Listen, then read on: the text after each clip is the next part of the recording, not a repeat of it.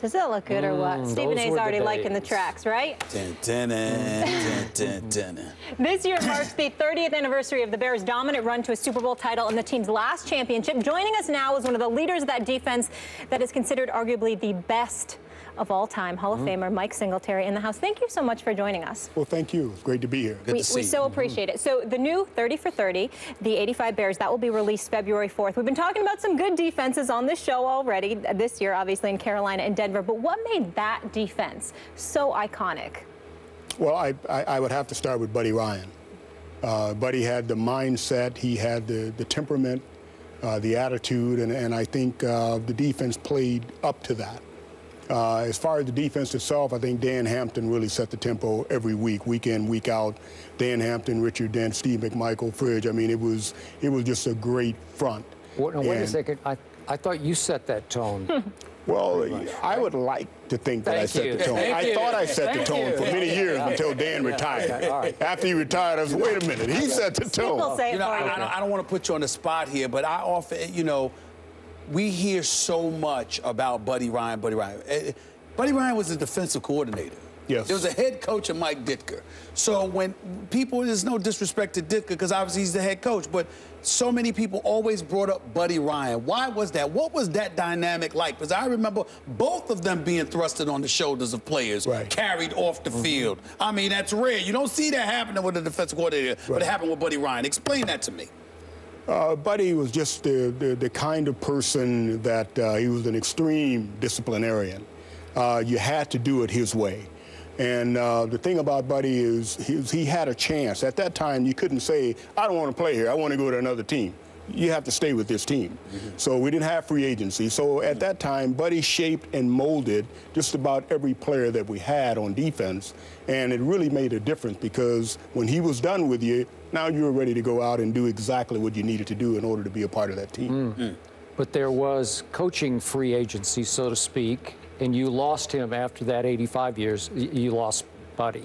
Yes. So a lot of theories out there as to why your team didn't win 2, 3, 4, 5 championships in a row. Is that, I'm assuming, your reason then? There are a number of reasons. Okay. Certainly, Buddy was a huge part of what we were able to do. But I think when Buddy left, you have to pick up and move on. And Jim McMahon not being healthy really played a huge part in it. We had to have a quarterback that was stable, a quarterback that really knew our offense and was able to function underneath Ditka. And so that was a huge part of it as well. Let's go to the modern day game when we talk about these Carolina Panthers, the Denver Broncos, NFC, AFC championship game. You saw two defenses step up and really play some elite football.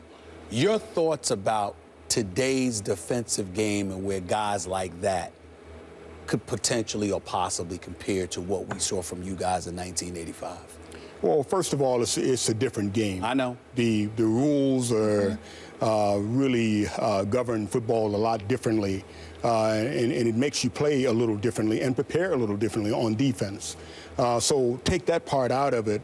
Moving forward into today's defense, I saw Denver, the first game yesterday. I saw Denver, those guys coming off the edge, and I was not surprised because Brady had a tough time all year for those guys protecting him.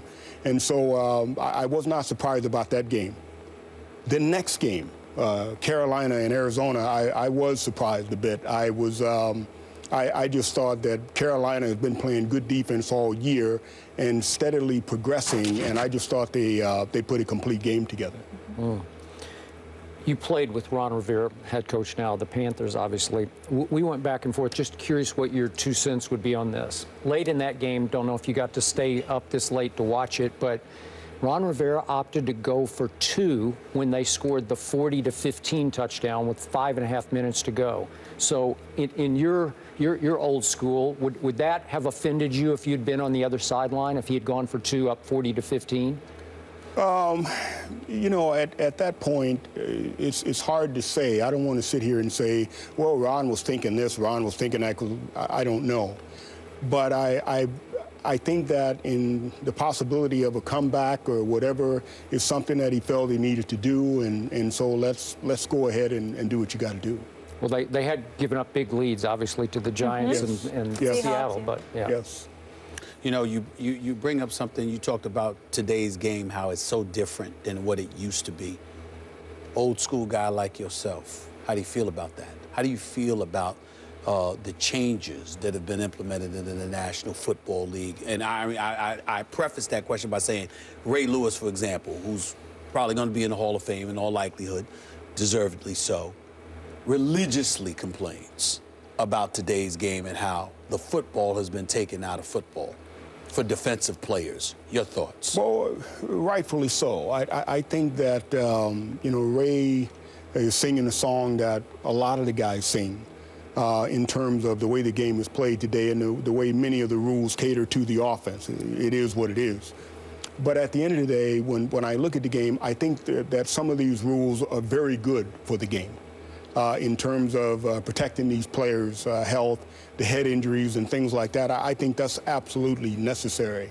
Some of the other things I think is a little bit overboard, but overall, I would say that the new rules and new changes, I can live with that. We just have to do a better job. It should be about protecting the players. I just hate the fact that they encourage you to target so low.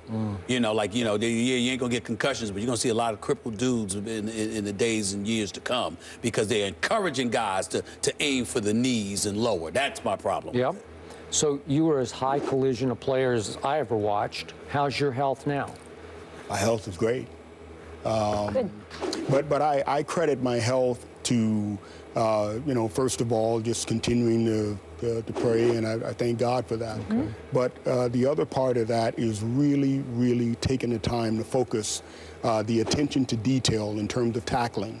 I spent many hours at home, many hours focusing on making the correct tackle, making sure that my face was up, my neck was bowed, and I was able to see what I was hitting. And I really think that made a huge difference in my career.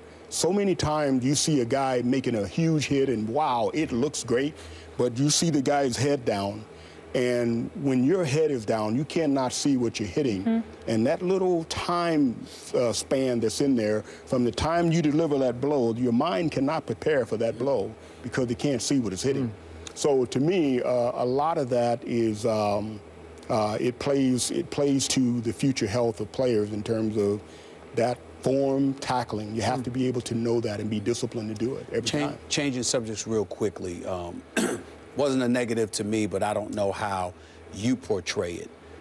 Years later, it's still infamous or famous, whatever word you want to use, when you went on your diatribe about Vernon Davis. Can't win with them, et cetera, talking about those things. That's a soundbite that will be forever synonymous with Mike Singletary. Your thoughts about where your head was that day in terms of what you said. How right do you feel you were then? How right do you feel you are now as you reflect back on that day? Because that soundbite is played over and over and over again by a lot of people.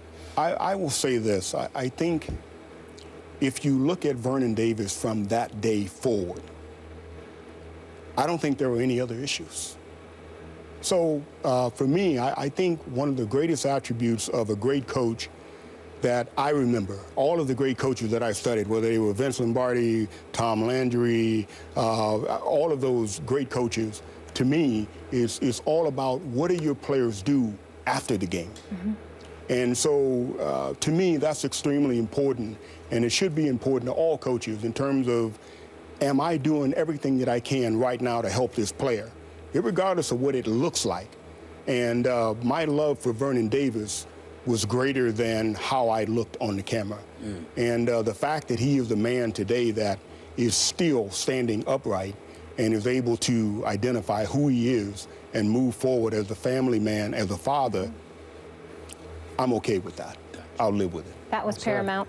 Coach, before we let you go, Peyton versus Cam, two of the best defenses in the league. What do you got? Putting you on the spot.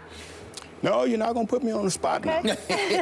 You're not going to put me on the spot. I love the way Cam Newton plays the game. To me, he's having fun. A lot of people criticize, you know, all that stuff. But you know what? he's doing the work off the field. Yep. In order to do that on the field. So I'm excited about them. I'm excited about Ron. I'm excited about their team. And I think Denver certainly is going to do their share of work on defense. Should be a tremendous matchup.